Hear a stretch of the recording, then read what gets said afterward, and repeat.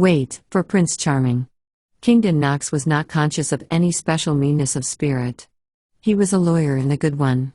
He was 50 and wore his years with an effective youth. He exercised persistently and kept his boyish figure. He had keen, dark eyes and silver in his hair. He was always well-groomed and well-dressed, and his income provided him with the proper settings.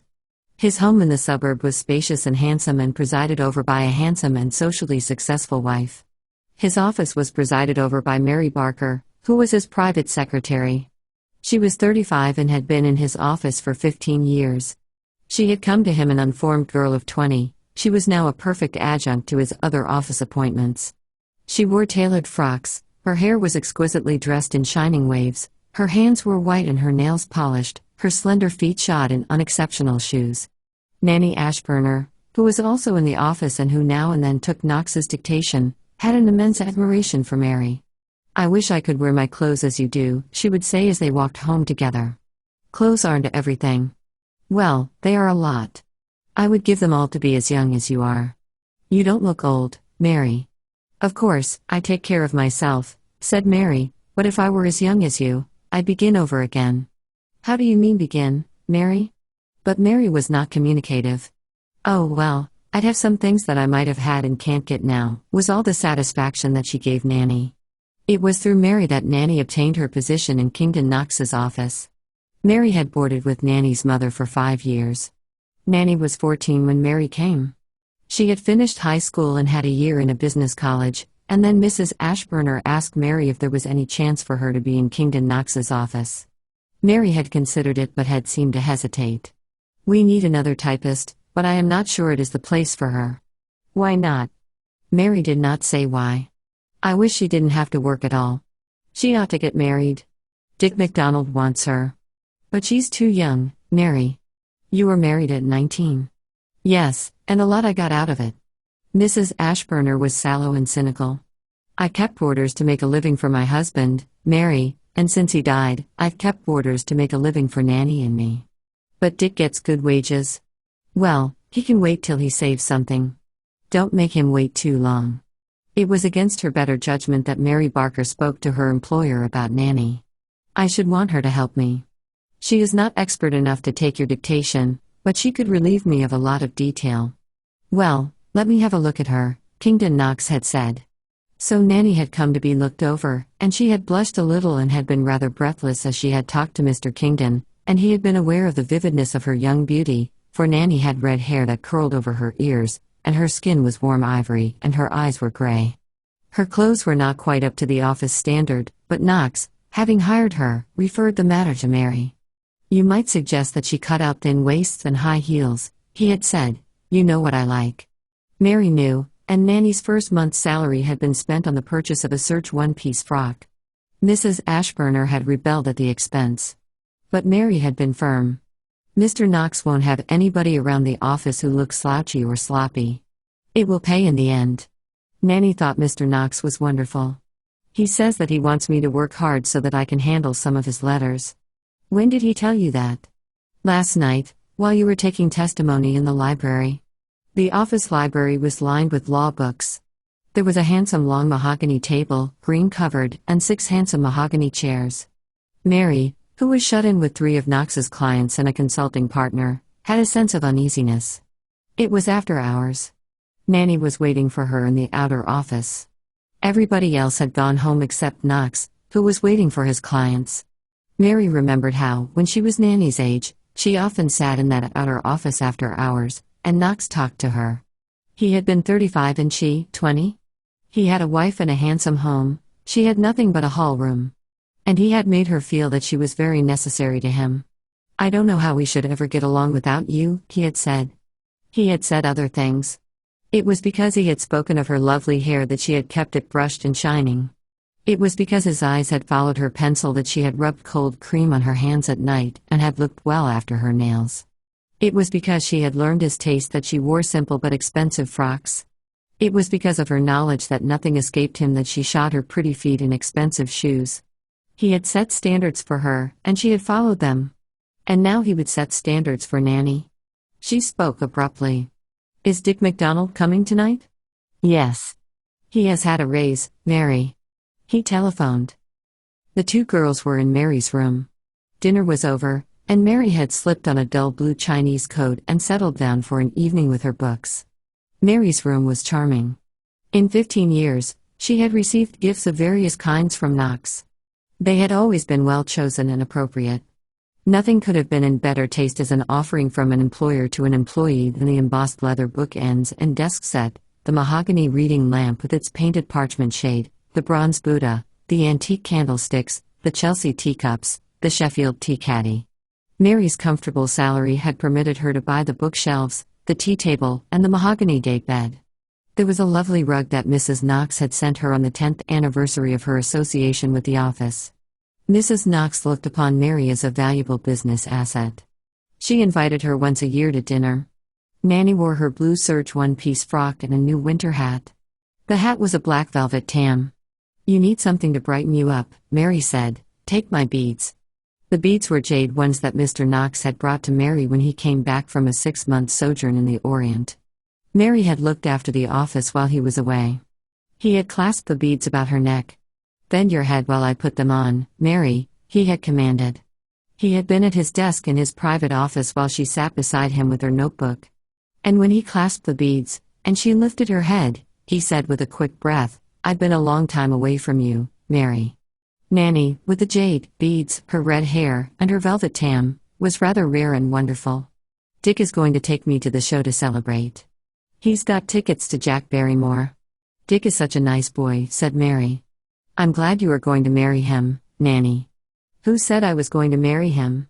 "That's what he wants, Nannie, and you know it. Mr. Knox says it is a pity for a girl like me to get married." Mary's heart seemed to stop beating. She knew just how Knox had said it. She spoke quietly. "I think it would be a pity for you not to marry, Nannie." "I don't see why. You aren't married, Mary."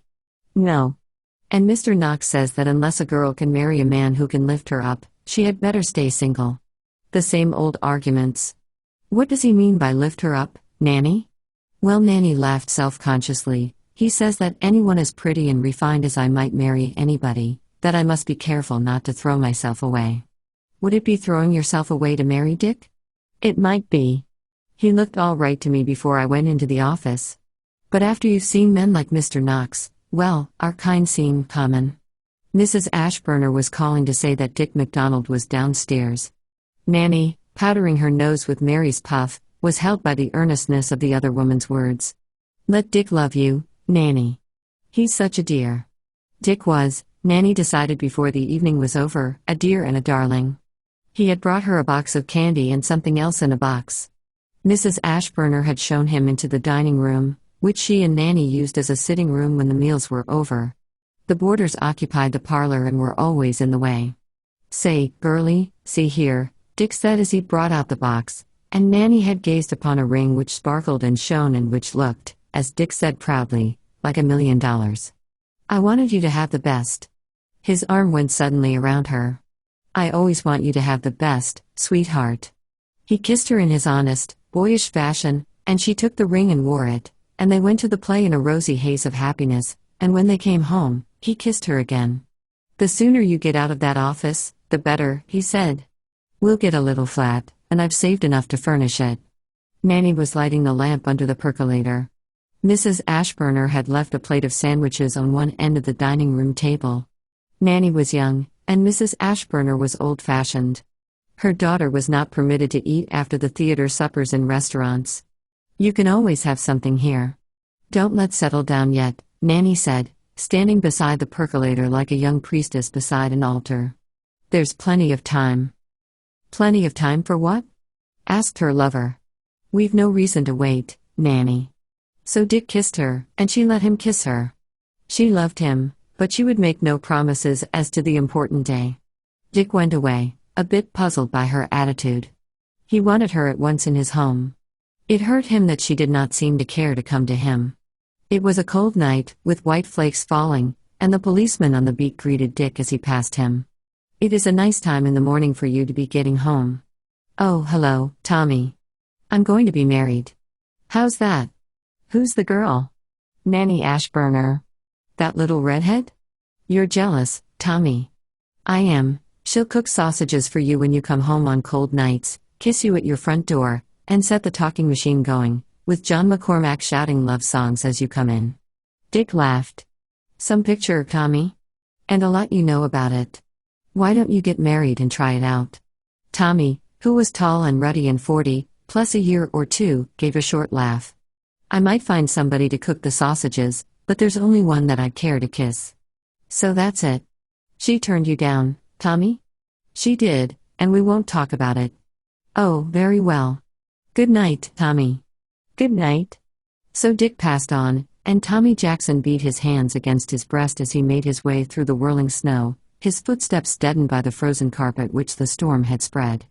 Mary Barker was delighted when Nannie told of her engagement to Dick. She talked it over with Mrs. Ashburner. It will be the best thing for her. Mrs. Ashburner was not sure. I've drudged all my life, and I hate to see her drudge. She won't have it as hard as you have had it, Mary said. Dick will always make a good income. She will have a harder time than you've had, Mary, said Mrs. Ashburner, and her eyes swept the pretty room wistfully. Many a time when I've been down in my steaming old kitchen, I have thought of you up here in your blue coat and your pretty slippers, with your hair shining, and I've wished to heaven that I had never married. Things haven't been easy for you, said Mary gently. They have been harder than nails, Mary. You've escaped all that. Yes. Mary's eyes did not meet Mrs. Ashburner's. I have escaped that. Nannie and her mother slept in the back parlor of the boarding house. They had single beds, and it was in the middle of the night when Mrs. Ashburner said, "Are you awake, Nannie?" "Yes, I am." "Well, I can't seem to get to sleep. Maybe it's the coffee, and maybe it's because I have you on my mind. I keep thinking that I hate to have you get married, honey." "Oh, Mother, don't you like Dick?" "Yes. It ain't that. But it's nice for you in the office, and you don't have to be a slave." Nannie sat up in bed, and the light from the street lamp shone in and showed her wide-eyed, with her hair in a red glory. "I shan't slave," she said. "I told Dick. Men don't know." Mrs. Ashburner spoke with a sort of weary bitterness. "They'll promise anything. And I am not going to be married in a hurry, Mother. Dick's got to wait for me if he wants me." It sounded very worldly-minded and decisive, and Mrs. Ashburner gained an envious comfort in her daughter's declaration. She had never set herself against a man's will in that way. Perhaps, after all, Nannie would make a success of marriage. But Nannie was not so resolute as her words might have seemed to imply. Long after her mother slept, she lay awake in the dark and thought of Dick, of the break in his voice when he had made his plea, the light in his eyes when he had won a response, his flaming youth, his fine boy's reverence for her own youth and innocence. It would be rather wonderful, she whispered to her heart, and fell asleep, dreaming. The next morning was very cold, and Nannie, coming early into Kingdon Knox's office to take his letters, was in a glow after her walk through the snowy streets. Her cheeks were red, her eyes sparkled, and the ring on her finger sparkled. Knox at once noticed the ring. "So that's it," he said, and leaned back in his chair. "Let's talk about it a little." They talked about it more than a little, and the burden of Kingdon Knox's argument was that it was a pity. She was too young and pretty to marry a poor man, live in a funny little flat, do her own work, and spoil her nails with dishwashing. Personally, I think it's rather dreadful. A waste of you if you want the truth. Poor Nannie, listening, saw her castles falling. It would be rather dreadful, dishwashing and a gas stove and getting meals. "He is awfully in love with me," she managed to say at last. "And you?" He leaned forward a little. Nannie was aware of the feeling of excitement which he could always rouse in her. When he spoke like that, she saw herself as something rather perfect and princess-like. "Wait for Prince Charming," he said. Nannie was sure that when Prince Charming came, he would be like Mr. Knox, perhaps younger but with that same lovely manner. "Of course," Mr. Knox said gently, "I suppose I ought not to advise, but if I were you," he touched the sparkling ring, "I should give it back to him." So after several absorbing talks with her employer on the subject, Nannie gave a ring back, and when poor Dick passed his friend the policeman on his way home, he stopped and told his story. "They are all like that," Tommy said, "but if I were you, I wouldn't take no for an answer." Dick brightened. "Wouldn't you?" "Not if I had to carry her off under my arm," said Tommy between his teeth. "But I can't carry her off, Tommy, and she won't go." She'll go if you ain't afraid of her, Tommy told him with solemn emphasis. I was afraid. They were under the street lamp, and Dick stared at him in astonishment. I didn't know you were afraid of anything. I didn't know it either, was Tommy's grim response, until I met her. But I've known it ever since. Well, it's hard luck. It is hardest at Christmas time, said Tommy, and my beat ain't the best one to make me cheerful. There are too many stores. And dolls in the windows. And drums. And horns. And Santa Claus is handing out things to kids. And I've got to see it, with money just burning in my pocket to buy things and to have a tree of my own and a turkey in my oven, and a table with someone who cares at the other end. And all I'll get out of the merry season is a table d'hote at Nitty's and a box of cigars from the boys. Ain't women the limit, Tommy? Well, Tommy's tone held a note of forced cheerfulness. That little redhead must have had some reason for not wanting you, Dick. Maybe we men ain't worth it.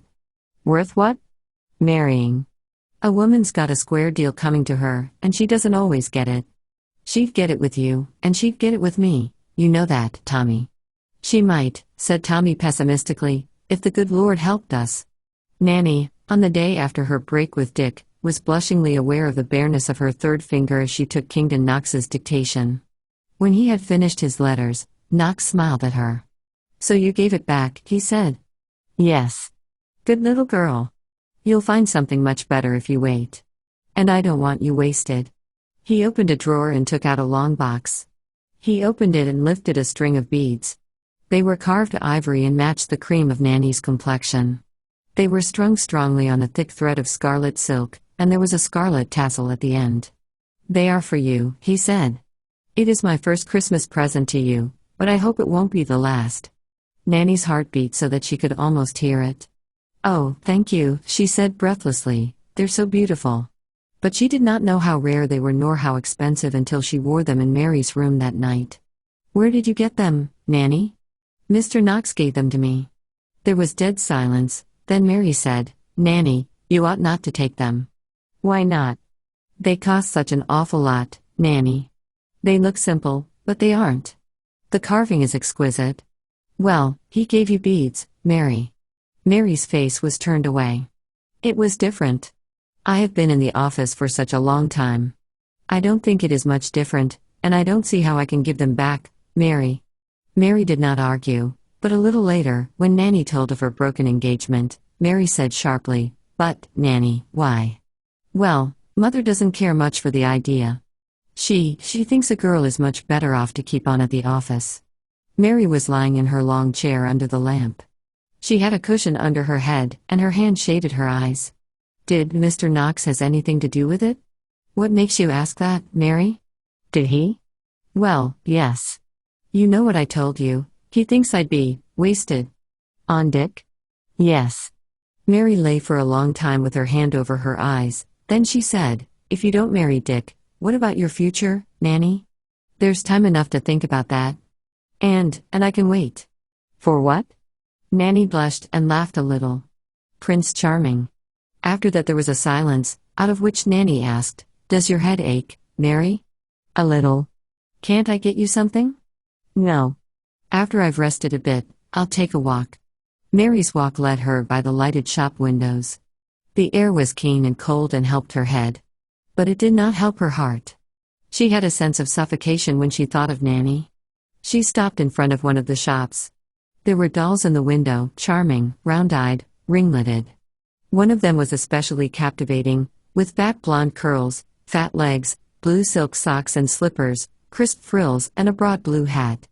How I should have loved her when I was a little girl, was Mary's thought as she stood looking in. Then, how a child of my own would have loved her. She made up her mind that she would buy the doll in the morning when the shop opened. It was a whimsical thing to do, to give herself a doll at her time of life. But it would be, in a sense, symbolic. She had no child to which to give it, she would give it to the child who was once herself. She came home with a lighter heart and with the knowledge of what she had to do. She put on her blue housecoat and sat down at her desk with its embossed leather fittings, and there, under the lovely lamp that Kingdon Knox had given her, she wrote to Nannie. She gave the letter to Nannie the next morning. I want you to read it when you are all alone. Then, tear it up. It must always be just between you and me, Nannie. Nannie read the letter during lunch hour. She got her lunch at a cafeteria, and there was a restroom. It was very quiet, and she had a corner to herself. She wondered what Mary had to say to her and why she didn't talk it out instead of writing about it. But Mary felt that she could not trust herself enough to speak. There would have been Nannie's eyes to meet, and questions to answer, and this meant so much. Paper and pen were impersonal. It isn't easy to talk such things out, Nannie. I should never have written this if I had not realized last night that your feet were following the path that my own have followed for 15 years. And I knew that you were envying me and wanting to be like me, and I am saying what I shall say in this letter so that I may save you, Nannie. When I first came into Mr. Knox's office, I was young like you, and I had a lover, young and fine like Dick, and he satisfied me. We had our plans, of a home and the happiness we should have together. If I had married him, I should now have sons and daughters growing up about me, and when Christmas came, there would be a tree and young faces smiling, and my husband smiling. But Mr. Knox talked to me as he talked to you. He told me, too, to wait, for Prince Charming. He told me I was too fine to be wasted. He hinted that the man I was planning to marry was a plain fellow, not good enough for me. He talked, and I listened. He opened vistas. I saw myself raised to a different sphere by some man like Mr. Knox, just as well groomed, just as distinguished, just as rich and wonderful. But such men don't come often into the lives of girls like you and me, Nannie. I know that now. I did not know it then. But Mr. Knox should have known it. Yet he held out the hope, and at last, he robbed me of my future, of the little home, my fine, strong husband. He robbed me of my woman's heritage of a child in my arms. And in return, he gave me nothing. I have found in the years that I have been with him that he likes to be admired and looked up to by pretty women. He likes to mold us into something exquisite and ornamental. He likes to feel that he has molded us. He likes to see our blushes. All these years that I have been with him, he has liked to feel that I looked upon him as the ideal toward which all my girlish dreams tended. He is not in love with me, and I am not in love with him. But he has always known that if he had been free and had wooed me, I should have felt that King Cophetua had come to the beggar maid. Yet, too late, I can see that if he had been free, he would never have wooed me. His ambition would have carried him up and beyond anything I can ever hope to be, and he would have sought some woman of his own circle who would have contributed to his material success. And now he is trying to spoil your life, Nannie, to make you discontented with your future with Dick. You look at him and see in your life someday a Prince Charming. But I tell you this, Nannie, that Prince Charming will never come. And after a time, all you will have to show for the years that you have spent in the office will be just a pretty room, a few bits of wood and leather and bronze in exchange for warm, human happiness, clinging hands, a husband like Dick, who adores you, who comes home at night, eager for you. You can have all this, and I have lost it. And there isn't much ahead of me. I shan't always be ornamental, and then Mr. Knox will let me drop out of his life, as he has let others drop out. And there will be loneliness and old age and nothing else. Oh, Nannie, I want you to marry Dick. I want you to know that all the rest is dust and ashes. I feel tired and old, and when I think of your youth and beauty, I want Dick to have it, not Mr. Knox, who will flatter and forget. Tear this letter up, Nannie. It hasn't been easy to write. I don't want anybody but you to read it. But Nannie did not tear it up. She tucked it in her bag and went to telephone to Dick. And would he meet her on the corner under the street lamp that night when she came home from the office? She had something to tell him. Dick met Nannie, and presently they pursued their rapturous way. A little later, Tommy Jackson passed by. Something caught his eye. A bit of white paper. He stooped and picked it up. It was Mary's letter to Nannie. Nannie had cried into her little handkerchief while she talked to Dick, and in getting the handkerchief out of the bag, the letter had come with it and had dropped unnoticed to the ground. It had been years since Tommy had seen any of Mary's writing. A sentence caught his eye, and he read straight through. After all, there are things permitted by an officer of the law that might be unseemly to the average citizen. When he read, Tommy began to say things beneath his breath. And the chances are that had Kingdon Knox appeared at that moment, things would have fared badly with him. But it was Mary Barker who came. She had under her arm in a paper parcel the fat doll with the blonde curls and the blue socks. She did not see Tommy until she was almost upon him. Then she said, "What are you doing here, Tommy? Why shouldn't I be here? This isn't your beat. It has been my beat since 2 weeks ago. I've seen you go by every night, Mary. She stood looking up at him. And he looked down at her, and so, of course, their gaze met, and something that she saw in Tommy's eyes made Mary's overflow. "Mary, darling," said Tommy tenderly. "You said you wouldn't forgive me? That was 15 years ago. Tommy, I'm sorry." Tommy stood very straight as he became an officer of the law with the eyes of the world upon him. "May," he said, "I just read your letter to Nannie." She dropped it. "If I had known the things in that letter 15 years ago, I'd have stayed at my job until I got you. But I thought you didn't care." "I thought so too," said Mary. "But the letter told me that you wanted a husband's loving heart and a strong arm," said Tommy, "and, please God, you are going to have them, Mary. And now you run along, girl, dear. I can't be making love when I'm on duty. But I'll come and kiss you at 9. So Mary ran along, and her heart sang. And when she got home, she unwrapped the fat doll and kissed every curl of her, and she set her under the lovely lamp, and then she got a long box and put something in it and wrapped it and addressed it to Kingdon Knox. After that, she went to the window and stood there, watching until she saw Tommy coming. The next morning, when Kingdon Knox found the long box on his desk, addressed in Mary's handwriting, he thought it was a Christmas present, and he opened it, smiling. But his smile died as he read the note which lay on top of a string of jade beads. "I'm sending them back, Mr. Knox, with my resignation. I should never have taken them.